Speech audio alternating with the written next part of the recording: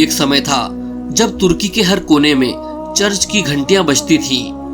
लोग बाइबल के पैगाम को फॉलो करते थे। लेकिन आज वही तुर्की दुनिया के सबसे पावरफुल मुस्लिम देशों में से एक है। मस्जिदों की आजान से लेकर इस्लामिक हेरिटेज तक सब कुछ बदल गया है। लेकिन सवाल ये है, ये बदलाव आखिर कैसे आया? क्या ये सब एक इंसान की वजह से हुआ या फिर एक पूरी कौम ने मिलकर इतिहास का रुख बदल दिया?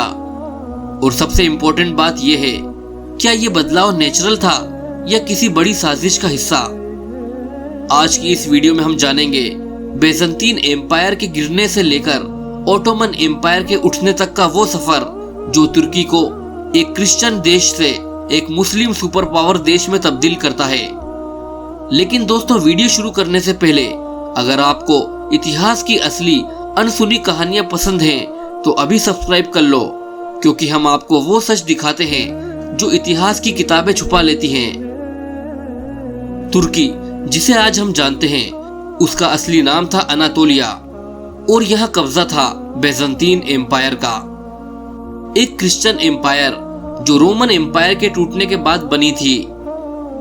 कॉन्स्टेंटिनोपल, जिसे आज हम इस्तांबुल के नाम से जानते हैं, उस समय दुनिया के सबसे पावरफुल और मॉडर्न शहरों में से एक था।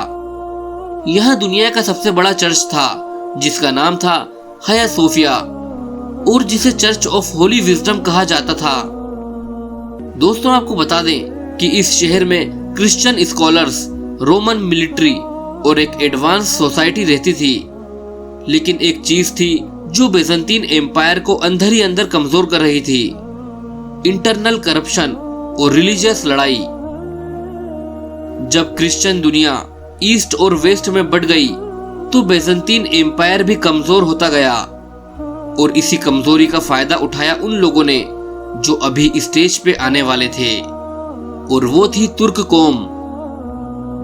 तुर्क कौम असल में सेंट्रल एशिया से आई थी और ये लोग नोमैडिक थे, यानी शहरों में नहीं रहते थे, बल्कि ये लोग कबीलों में रहते थे और खाना बदोशों की तरह घूमते रहते थे।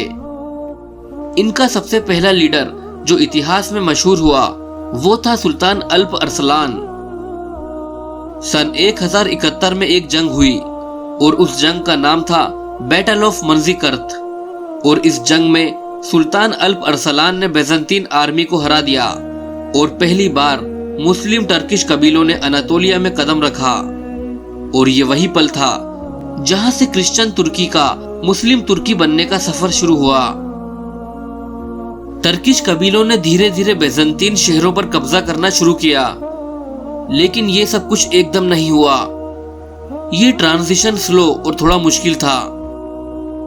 जैसे ही तुर्कों ने अनातोलिया में पावर लाना शुरू किया, यूरोप ने इसे एक खतरा समझा और फिर शुरू हुआ एक धार्मिक जंग का सिलसिला जिसे हम कहते हैं क्रूसेड्स।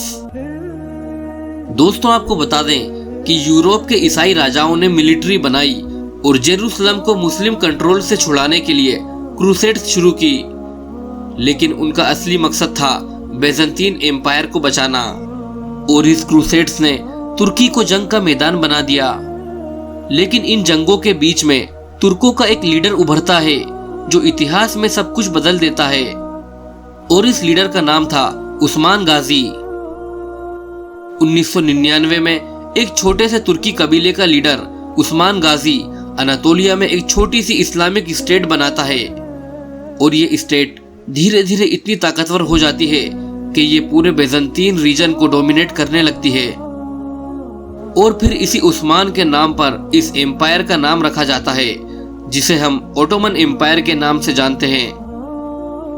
वक्त गुजरता रहता है और जंगें होती रहती हैं, और फिर आता है वो वक्त जब बेज़ंतीन एम्पायर की राजधानी कॉन्स्टेंटिनोपल मुसलमानों के हाथ में चला जाता है, और इस जीत का क्रेडिट जाता है एक जवान और शानदार लीडर को, यानी उस्मान गाजी के वंशज सुल्तान मेहमद सेकंड को। 1453 ये एक ऐसी तारीख है जो दुनिया के इतिहास को बदल देती है। मेहमद सेकंड ने कॉन्स्टेंटिनोपल को जीत लिया और उसका नाम रखा इस्तांबुल। हाया सोफिया जो पहले चर्च था उसे मस्जिद में कन्वर्ट किया गया और ऑफिशियली तुर्की एक इस्लामिक पावर बन गया। लेकिन यह सिर्फ एक शहर का नाम बदलने का प्रोसेस नहीं था, बल्कि यह एक सिविलाइजेशन शिफ्ट था। ईसाई तुर्की अब एक इस्लामिक पावर हाउस बन चुकी थी, जो यूरोप के दरवाजों तक मुस्लिम रूल को ले जाने वाली थी। अगले 400 साल तक ओटोमन एम्पायर दुनिया की सबसे बड़ी इस्लामिक एम्पायर बन गई। तुर्की इस एम्पायर का दिल बन गया। यहाँ से इस्लामिक स्कॉलर्स, साइंटिस्ट और जनरल्स निकले, जो यूरोप और एशिया दोनों में इन्फ्लुएंस डालते गए। ओटोमन्स ने एक मल्टी रिलीजियस और मल्टी कल्चरल सिस्टम बनाया, जिसमें ईसाइयों और यहूदियों को भी रिलीजियस फ्रीडम मिली, लेकिन इस्लामिक कानूनों का बोलबाला रहा। लेकिन हर एम्पायर का एक राइज होता है और एक डाउनफॉल। 19वीं सदी में ओटोमन एम्पायर यूरोपियन ताकतों के सामने कमजोर पड़ने लगा। फिर आए इंटरनल रिवॉल्यूशंस, जंग और सबसे बड़ा शॉक वर्ल्ड वॉर 1।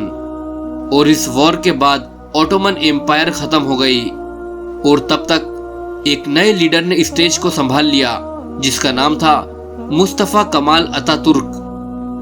उसने तुर्की को एक सेक्युलर रिपब्लिक बनाया, इस्लामिक रूल्स को खत्म किया, अरेबिक स्क्रिप्ट हटाकर लैटिन स्क्रिप्ट लाई गई और तुर्की में एक मॉडर्न वेस्टर्न मॉडल इंट्रोड्यूस किया गया।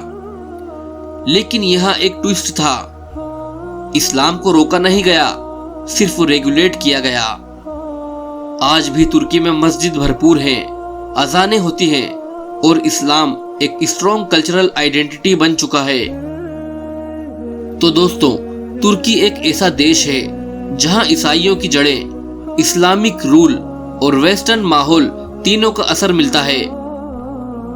एक मुल्क जहां हया सोफिया ने चर्च से लेकर मस्जिद, फिर म्यूजियम और फिर दोबारा मस्जिद का सफर तय किया। क्या तुर्की फ्यूचर में एक इस्लामिक सुपर पावर बनेगा या फिर अतातुर्क के सेक्युलर मॉडल पर ही कायम रहेगा? ये तो वक्त ही बताएगा।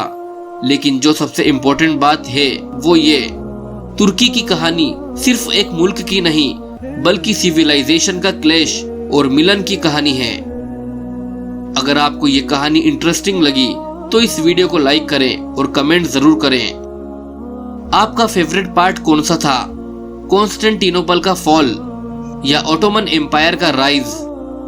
और अगर आप ऐसे ही इतिहास की अनसुनी कहानियां देखना चाहते हो तो अभी सब्सक्राइब करो, क्योंकि हिस्ट्री नामा में हर स्टोरी में छुपी होती है एक नई सोच और एक नया सवाल।